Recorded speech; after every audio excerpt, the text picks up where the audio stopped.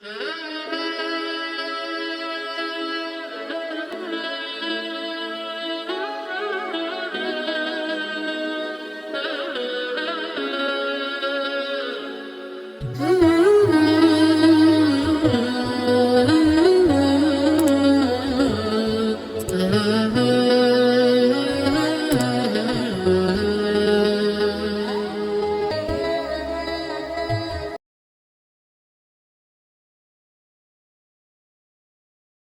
اللہ الرحمن الرحیم۔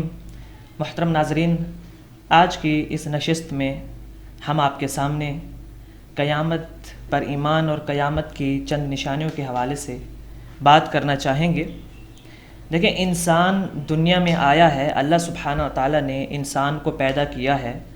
تو کسی مقصد کے لیے پیدا کیا ہے۔ ایسے ہی نہیں انسان پیدا ہو گیا کہ انسان کھائے پیے، نشو و نما پائے اور اچھی زندگی گزار کے آخرت کی طرف سفر کر دے۔ یہ انسان کا مقصد نہیں، بلکہ مقصد کیا ہے؟ اللہ سبحانہ تعالیٰ ارشاد فرماتے ہیں وَمَا خَلَقْتُ الْجِنَّ وَالْإِنسَ إِلَّا لِيَعْبُدُونَ، کہ ہم نے انسان اور جنوں کو پیدا ہی اس لیے کیا ہے کہ وہ ہماری عبادت کریں۔ اچھا، اصل میں عبادت یہ ہدف ہے، ورنہ آپ اس کے مطلب یہ نہیں کہ ہم نے جو ہے نا وہ رات دن صرف عبادت ہی کرتے رہنا ہے۔ ہدف ہمارا عبادت ہونا چاہیے، ورنہ آپ روزمرہ کے جو بھی کام کرتے ہیں شریعت نے آپ کو منع نہیں کیا۔ آپ دنیاوی لحاظ سے جو کام کر رہے ہیں آپ کریں۔ آپ ڈاکٹر ہیں، اپنا ڈاکٹر کا فریضہ سر انجام دیں۔ آپ انجینئر ہیں، اپنی انجینئر کی نوکری کو برقرار رکھیں۔ بلکہ اللہ سبحانہ تعالیٰ نے تو قرآن کریم کے اندر ہمیں یہ دعا سکھائی ہے، ربنا آتنا فی الدنیا حسنۃ وفی الآخرۃ حسنۃ وقنا عذاب النار، کہ اللہ ہمیں دنیا میں بھی اچھا صلہ عطا فرما اور آخرت میں بھی اچھا صلہ عطا فرما۔ یعنی اسلام رہبانیت کے خلاف ہے، اس چیز کے کہ ایک انسان مکمل طور پر کٹ کے اور یہ کہے کہ میں تو جی دنیا داری سے کٹ کے اب میں صرف اسلام کا ہو کے رہ گیا، میں نے صرف دین داری کو ہی پکڑ لینا ہے۔ شریعت نے ہمیں یہ چیز سکھائی ہے کہ جس طریقے سے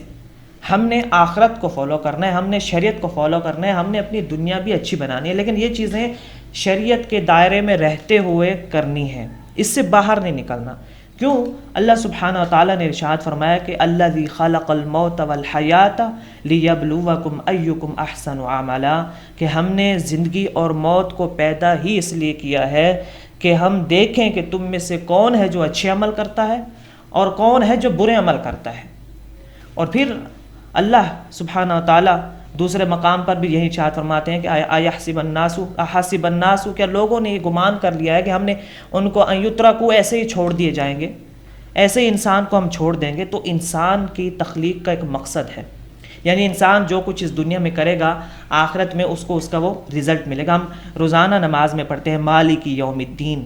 یعنی ہم جو کچھ اچھا کر رہے ہیں آگے ہمیں اس کا صلہ ملنے والا ہے۔ جب اسٹوڈنٹس کی تیاری کروائی جاتی ہے تو اسٹوڈنٹس کو پیپر سے پہلے ان کو ایک نوٹس پکڑا دیا جاتا ہے کہ بھئی اس سے تیاری کر لو، آپ پاس ہو جاؤ گے۔ تو ان اسٹوڈنٹس میں کئی قسم کے اسٹوڈنٹس ہوتے ہیں، جو اچھے سے اچھا پڑھنے والے بھی ہوتے ہیں، درمیانے بھی ہوتے ہیں، اور بالکل نالائق قسم کے بھی طالب علم ہوتے ہیں۔ تو جو جتنی محنت کرتا ہے اس کا رزلٹ اتنا ہی اچھا آتا ہے، اور جو جتنا محنت کم کرتا ہے اس کا رزلٹ اتنا ہی کم آتا ہے۔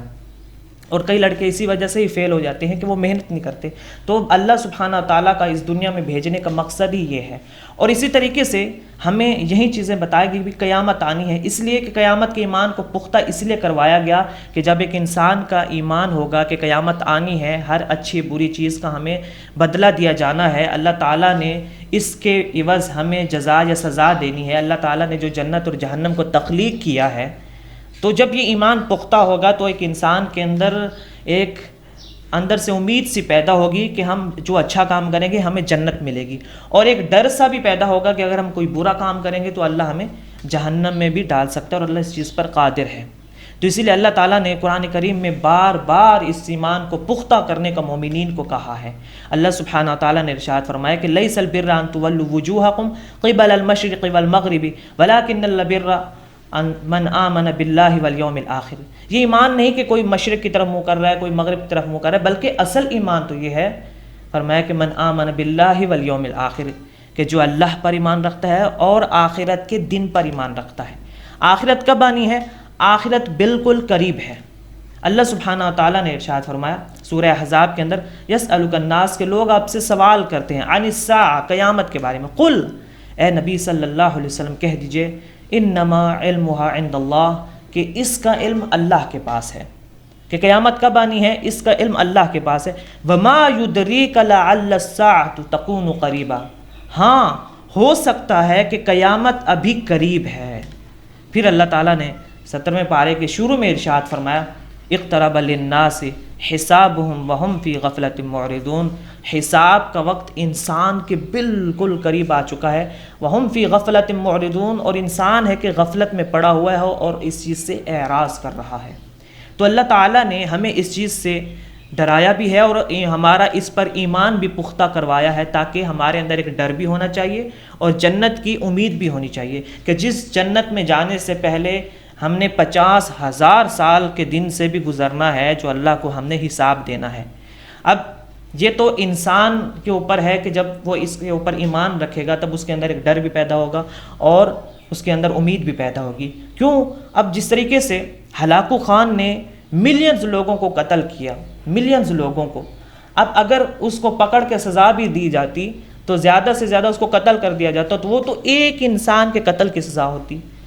اور اسی لیے اللہ تعالیٰ نے قیامت کا دن رکھا ہے کہ جس نے ملینز لوگوں کو قتل کیا ہے، اللہ تعالیٰ ان سب لوگوں کی بدلہ لینے پر قادر ہے۔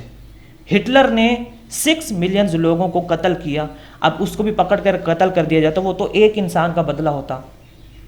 تو اسی طریقے سے اللہ تعالیٰ اس چیز پر قادر ہے کہ ان 6 ملینز لوگوں کا بدلہ لے سکے، تو قیامت کا دن اسی لیے رکھا گیا۔ پھر قیامت سے پہلے اللہ تعالیٰ نے اپنے نبی صلی اللہ علیہ وسلم کے ذریعے سے اس امت کو کئی نشانیاں بھی بتائی ہیں، تاکہ لوگ اس چیز سے ڈریں اور تیاری کریں، لوگوں کو الرٹ کیا گیا۔ جس طرح اللہ سبحانہ و تعالیٰ نے بھی قرآن میں فرمایا کہ چاند 2 ٹکڑے ہو گیا، یہ بھی ایک قیامت کی نشانی ہے۔ اسی طریقے سے نبی کریم صلی اللہ علیہ وسلم نے فرمایا، صحیح بخاری کے اندر حدیث موجود ہے، آپ صلی اللہ علیہ وسلم نے فرمایا کہ انا والساعۃ ہاکذا، آپ صلی اللہ علیہ وسلم نے 2 انگلیوں کو اس طرح کیا، فرمایا کہ میں اور قیامت اس طریقے سے، اس طرح سے۔ یعنی اس سے ایک چیز یہ بھی معلوم ہوئی کہ اللہ کے نبی صلی اللہ علیہ وسلم کے بعد اب کسی نبی نے نہیں آنا، یعنی، اور اس سے ایک چیز اور یہ بھی معلوم ہوئی کہ میرے اور قیامت کے نزدیک اب فاصلہ بہت کم رہ چکا ہے، یعنی 14 صدیاں گزر چکی ہیں۔ تو اس سے ایک مراد یہ بھی لیا جا سکتا ہے کہ دنیا کا اکثر حصہ، اکثر وقت، اکثر جو دنیا کا پیریڈ تھا وہ ختم ہو چکا ہے، گزر چکا۔ اب دنیا تیزی سے قیامت کی طرف جا رہی ہے اور کئی نشانیاں اس بارے میں پوری بھی ہو چکی ہیں۔ صحیح بخاری کے اندر پوری ایک حدیث ہے جس کے اندر نبی صلی اللہ علیہ وسلم نے پوری 6 نشانیاں بتائی ہیں۔ عوف بن مالک رضی اللہ عنہ فرماتے ہیں کہ غزوہ تبوک کے موقع پر میں اللہ کے رسول صلی اللہ علیہ وسلم کی خدمت میں حاضر ہوا، تو اللہ کے نبی صلی اللہ علیہ وسلم اس وقت چمڑے کے ایک خیمے میں تشریف فرما تھے۔ امام کائنات علیہ الصلوۃ والسلام نے مجھے ارشاد فرمایا کہ اعدد، شمار کرو، 6 بین یدی الساعہ، قیامت کی 6 نشانیاں میں تمہیں بتاتا ہوں، ان کو گن لو۔ اور ان میں فرمایا پہلی چیز موتی، میرا وفات پا جانا۔ یہ بھی اللہ کی طرف سے ایک نشانی ہے قیامت کی کہ نبی صلی اللہ علیہ وسلم کا وفات پا جانا۔ اور اللہ سبحانہ تعالیٰ نے ارشاد فرمایا کہ وما محمد الا رسول قد خلت من قبل الرسل افإن مات او قتل انقلبتم علی اعقابکم، کہ محمد صلی اللہ علیہ وسلم کیا ہے؟ اللہ کے رسول ہیں، اگر وہ فوت ہو جائیں یا شہید کر دیے جائیں تو کیا تم الٹے پاؤں پھر جاؤ گے؟ یعنی اگر الٹے پاؤں پھر جاؤ گے تو یہ تو تم اپنا نقصان کر رہے ہو، اس میں اللہ کا کوئی نقصان نہیں ہے۔ پھر اللہ تعالیٰ نے سورہ زمر میں ارشاد فرمایا انک میت وانہم میتون، کہ آپ بھی اللہ کی طرف جانے والے ہیں، آپ بھی فوت ہونے والے ہیں، اور یہ تمام کے تمام لوگ مرنے والے ہیں، یعنی موت برحق ہے۔ اور اللہ تعالیٰ نے سورہ رحمان میں ارشاد فرمایا، اللہ تعالیٰ نے فرمایا کہ صرف سب چیزوں نے ختم ہو جانا ہے، کل من علیہ فان، جو بھی چیز ہے تمام کی تمام چیزوں نے ختم ہو جانا ہے۔ اور فرمایا کہ صرف آپ کا رب ہی باقی رہ جانے والا، یعنی وہ حی القیوم ہے، وہ باقی رہنے والا ہے، باقی ہر چیز ختم ہو جانے والی ہے۔ پھر نبی کریم صلی اللہ علیہ وسلم نے دوسری چیز جو آپ صلی اللہ علیہ وسلم نے ارشاد فرمایا وہ یہ تھی ثم فتح بیت المقدس، فرمایا کہ بیت المقدس کی آزادی، اس کو فتح کرنا، اس کو یہودیوں کے قبضے سے چھڑوایا جائے گا۔ یہ ایک دفعہ حضرت عمر رضی اللہ عنہ کے دور میں بھی ہو چکا ہے، دوسری مرتبہ صلاح الدین ایوبی رحمہ اللہ 1187 عیسوی کے اندر یہودیوں کے قبضے سے چھڑا چکے ہیں، اور اب بھی پچھلے کئی سال پہلے یہودیوں نے دوبارہ قبضہ کیا اس بیت المقدس پر، مسجد اقصی پر، ہو سکتا ہے کہ قیامت سے پہلے یا عیسیٰ علیہ السلام کے آنے کے بعد بیت المقدس کو دوبارہ آزاد کروایا جائے۔ پھر اس کے بعد نبی کریم صلی اللہ علیہ وسلم نے فرمایا، تیسری چیز فرمایا کہ ثم موتان، پھر فرمایا کہ اس شدت سے ایک وبا پھیلے گی، جس طرح فرمایا کہ بکریوں کے اندر طاعون کی بیماری پھیلتی ہے، یعنی جس طرح بکریوں کے اندر طاعون کی جب بیماری آتی ہے تو بکریاں تیزی سے موت کی طرف دھکیلی جاتی ہیں، تو یعنی انسانوں کے اندر اس شدت سے ایک وبا پھیلے گی کہ انسان تیزی سے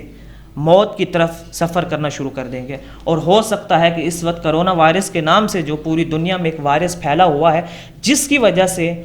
کتنے لوگ آج کی رپورٹ کے مطابق 35,000 کے قریب لوگ موت کے آغوش میں چلے گئے، اور 7 لاکھ کے قریب لوگوں کے ایک کیس سامنے آ چکا ہے کہ 7 لاکھ کے قریب لوگ اس وائرس کا شکار بھی ہو چکے ہیں۔ پھر اس کے بعد نبی کریم صلی اللہ علیہ وسلم نے چوتھی نشانی ارشاد فرمایا کہ مال کی اتنی فراوانی ہوگی کہ ایک شخص کو 100 دینار دیے جائیں گے تو وہ آگے سے ناراض ہوگا، یعنی مال کی اتنی کثرت ہوگی، دولت کی اتنی کثرت ہوگی کہ اگر ہم کسی بھکاری کو بھی اپنی دولت کا ایک حصہ دے رہے ہیں تو وہ ناراض ہو رہا ہے کہ تم مجھے اتنا کم کیوں دے رہے ہو۔ تو ہو سکتا ہے کہ یہ نشانی بھی عیسیٰ علیہ السلام کی آمد کے بعد شروع ہو۔ پھر اس طریقے سے اللہ کے نبی صلی اللہ علیہ وسلم نے فرمایا کہ 5ویں نشانی یہ ہے کہ عرب کے ہر گھر کے اندر ایک فتنہ رونما ہوگا۔ فرمایا کہ عرب کا کوئی گھرانہ نہیں بچے گا، یعنی وہ فتنہ کسی بھی صورت میں ہو سکتا ہے، وہ فتنہ قتل و غارت کی صورت میں ہو سکتا ہے، وہ فتنہ والدین کی نافرمانی کی صورت میں ہو سکتا ہے، وہ فتنہ دین سے دوری کی صورت میں بھی ہو سکتا ہے، وہ فتنہ عیش و عشرت میں بھی ہو سکتا ہے۔ تو یہ فتنہ کئی صورت میں ہو سکتا ہے۔ پھر 6ٹھی نشانی جو اللہ کے نبی صلی اللہ علیہ وسلم نے فرمایا کہ تمہارے اور بنی اصفر کے درمیان جو صلح ہے، بنی اصفر والے غداری کریں گے اور تمہارے اوپر چڑھائی کریں گے کہ لشکر جرار کے ساتھ۔ فرمایا کہ ان کے لشکر جرار میں 80 جھنڈے ہوں گے اور ہر جھنڈے کے نیچے 12,000 کا لشکر ہوگا۔ اب ہم 12 کو جب 80 کے ساتھ ملٹیپلائی کریں تو 9,60,000 بنتے ہیں، یعنی 9,60,000 کا لشکر جرار ہوگا، اور ہو سکتا ہے کہ یہ 3rd ورلڈ وار بھی ہو۔ اللہ تعالیٰ سے دعا ہے کہ اللہ تعالیٰ ہمیں قیامت کے احوال سے پہلے، قیامت کی نشانیاں پورے ہونے سے پہلے اللہ تعالیٰ ہمیں قیامت کی تیاری کرنے کی توفیق عطا فرمائے۔ اپنا خیال رکھیے، اپنے پیاروں کا خیال رکھیے۔ وآخر دعوانا ان الحمد للہ رب العالمین۔